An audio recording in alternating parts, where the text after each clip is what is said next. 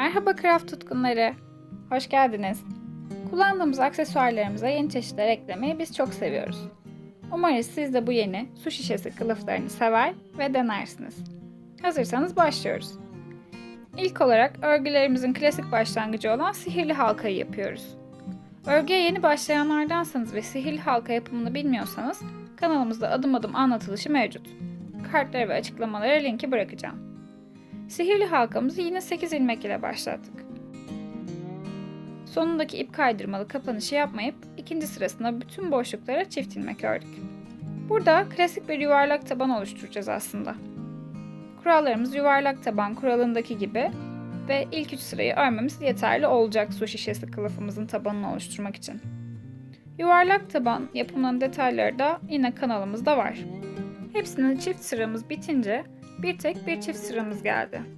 Ve çiftimizle başlayıp kuralımızı uyguladık. Sıra geçişlerini karıştırmamak için bu aşamada bir yer belirleyici kullanabilirsiniz.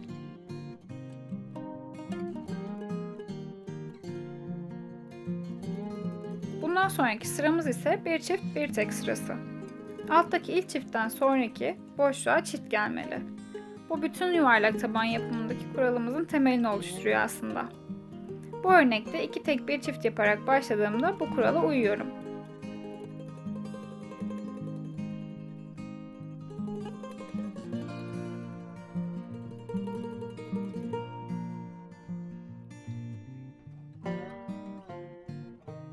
Bir tek, iki tek ve sonraki bir çift. Bu şekilde sıramızı tamamlıyoruz.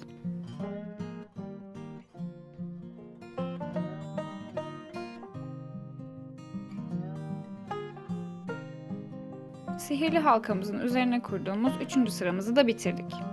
Sihirli halkamızın üzerine kurduğumuz ilk sıra hepsine çift sırası, sonra bir çift bir tek sırası ve daha sonrasında bir çift iki tek sırası ile tabanımız tamam.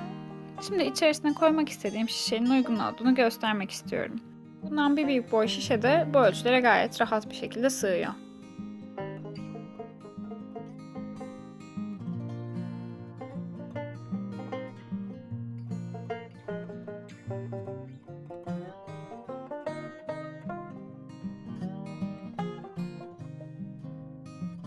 Devamında artık modelimizi kurmaya başlıyoruz. İlk sırada ilmeklerimizin tepesindeki boşlukların ikisini de tığımıza geçirmiyoruz. Sadece arka taraftakine tığ geçiriyoruz ve boşluktan bir ip çekiyoruz. Sonra ikisini tek seferde kapatıyoruz. Bu modelin adına sık iğne modeli deniliyor. İlk sıramızı böyle hep arka taraftaki boşluğa batarak tamamlayacağız. Bunun sebebi ise örgünün kolay kıvrılması, bu kısım tam tabana denk geldiği için, hem de modeli kurarken herhangi bir sıkıntı yaratmaması. Gördüğünüz gibi ikisini de alarak ördüğümüzden çok daha esnek bir yapıya sahip oldu bu şekilde.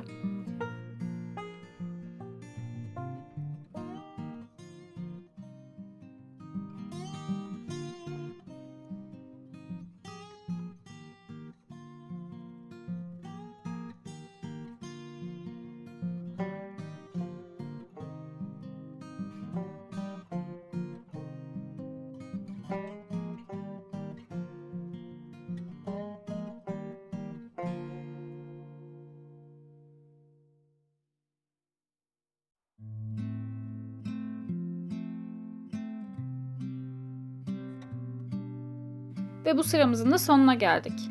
Tabanımızın üstüne ördüğümüz model daha ilk seferden sorunsuzca kıvrıldı. Sadece arkasına battığımız için. Üst sırayı da aynı şekilde tamamlayacağız ama bu sefer arka tarafa değil, ikisini birden tığımıza alarak öreceğiz. Ben bu şekilde 5 sıra kadar ördüm. Şişenizin büyüklüğüne ve zevkinize göre bu sayıyı artırıp azaltmak tamamen sizin elinizde. 5 sıra sık iğnemizi tamamladığımızdaki görüntümüz bu şekilde olacak. Şimdi delikli modele geçiyoruz. İlk olarak 3 zincir çekmeliyiz.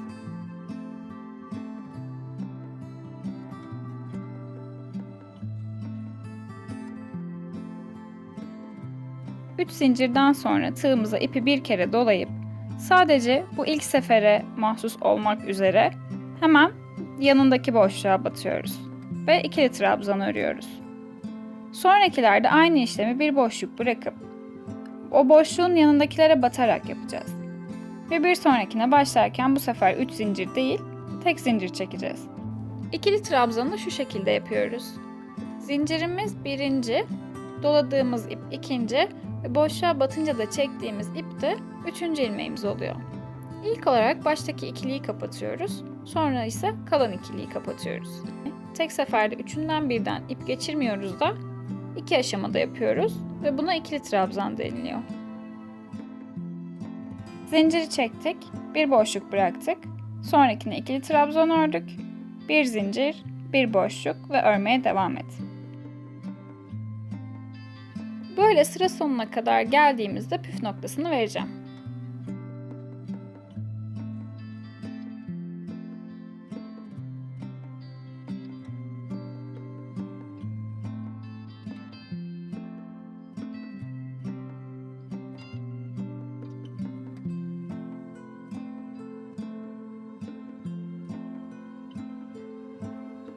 Evet, şimdi gördüğünüz gibi gidecek yerim kalmadı. Ne yapıyorum?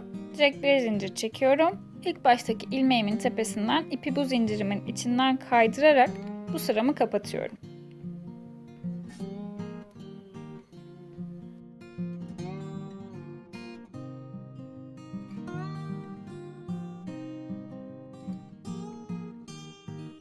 Şişemin üzerinde modelimin nereye denk geldiğine baktığımda bu delikli modelin 2 sıra olmasını istedim. Ve tekrar 3 zincir çekerek ikinci sırama başladım.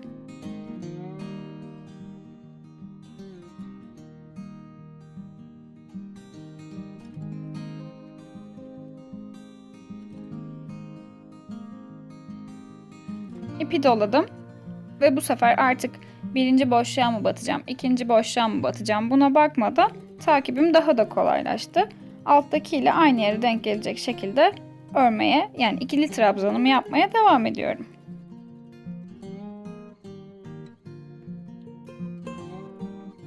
İkili trabzanlarımı tamamladığımda bir üst sırada buluşalım.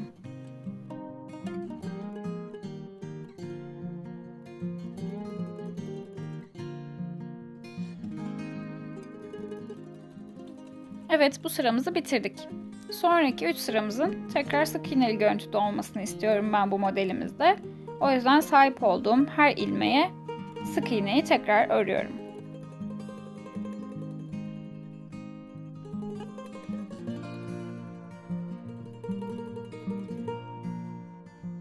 Boşluk kısmına denk gelen ilmekler birazcık zorluyor daha sık olduğu için, ama pes etmeyin.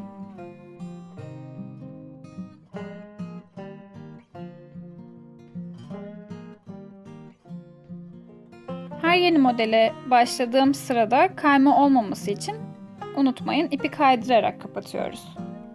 3 sıramı böyle bitirdikten sonra da 3 zincirimizi çekiyoruz, ipimizi bir kere doluyoruz ve denk gelmesini istediğimiz boşluğa ikili trabzanımızı örüyoruz. Ben bu sefer bir boşluk bırakarak başladım direkt. İlk modeli yaparken de bildiğiniz gibi sadece başlatmayı 3 zincirle yapıyorduk. Sonrası hep tek zincir.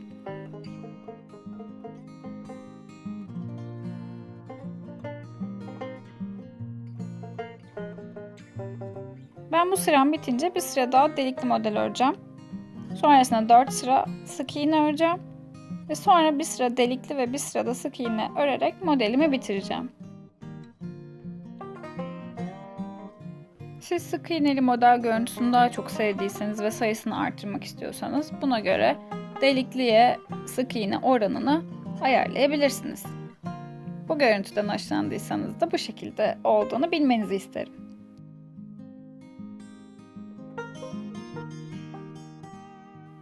Tekrar sık iğne modeline geldik.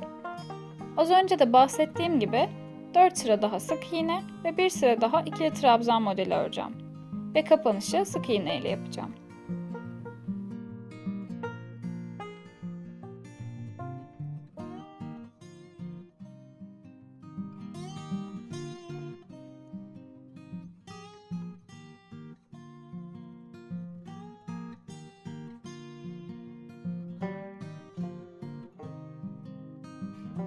Şu an gördüğünüz sıra kapanış sırası. Yine ipimi kaydırarak kapattım. Şimdi bu kaldığımız yerden direkt sapımızı başlatacağız. Aynı delikli modelde olduğu şekilde 4 tane ikili trabzan yapıp devam ediyoruz sapımız için. Siz isterseniz bu sayıyı 3'e de düşürebilirsiniz. Ne kadar kalın bir sap olmasını istediğinizle alakalı ama ben 4 olarak gayet sevdim modelimi.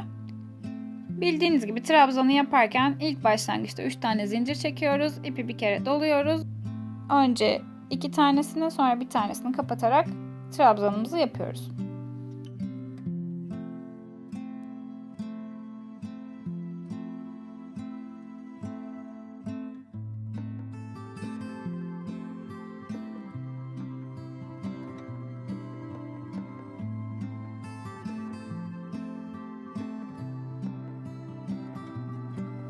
Dört tane ikili trabzanımı tamamladıktan sonra buradayken 3 zincir çekip başladığımız örgünün tersini çeviriyoruz. İpi doluyoruz ve döndüğümüzde bulduğumuz ilk boşluğa tığımızı batıp ikili trabzana buradan başlıyoruz. Sıra geçişi harici yeni trabzana başlangıçta 3 değil 1 zincir çektiğimizi zaten modeli ilk gösterirken söylemiştim. Yine de burada da aklınızda olsun. Sapınız istediğiniz boya gelene kadar bu şekilde örmeye devam edebilirsiniz. Benimkinde tam 42 sıra var.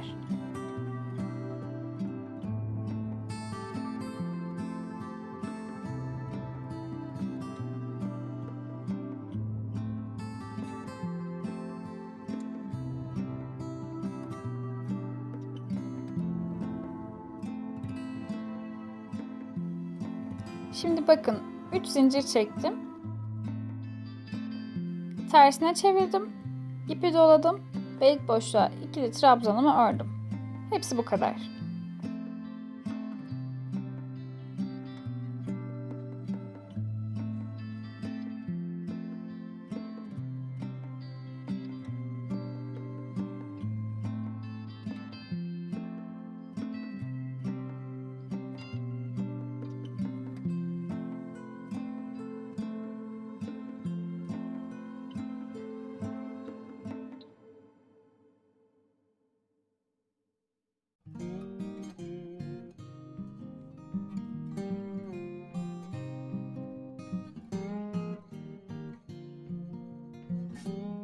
Tabii 42 sırayı ördükten sonra tam orta nokta olacak şekilde denk getireceğimiz için 4 tane boşluk belirliyoruz bu orta noktaya denk gelen. Sapımızın ucuyla belirlediğimiz orta noktayı eşleştiriyoruz. Devamında sıkı bir şekilde tutması için aynı boşluklardan ikişer kez geçerek kapatıyoruz.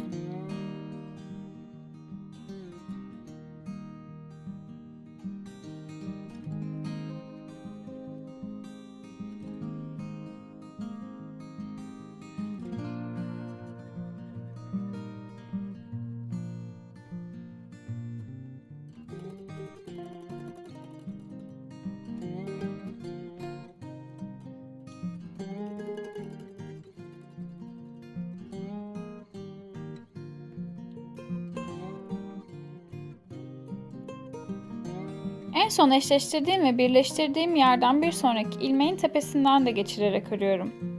Bu örgümü daha da sağlamlaştırıyor ve ipi kesip kalanı arkadan yürüterek örgümü sonlandırıyorum.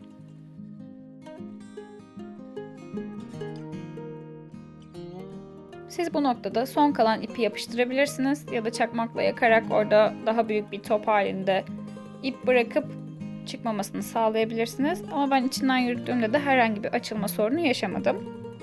Ve su şişesi kılıfımız hazır.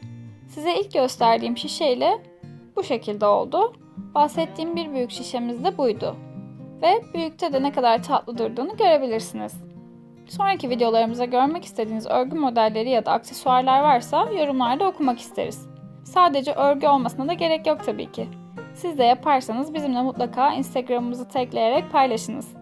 Bir sonraki videoda görüşmek üzere. Hoşça kalın.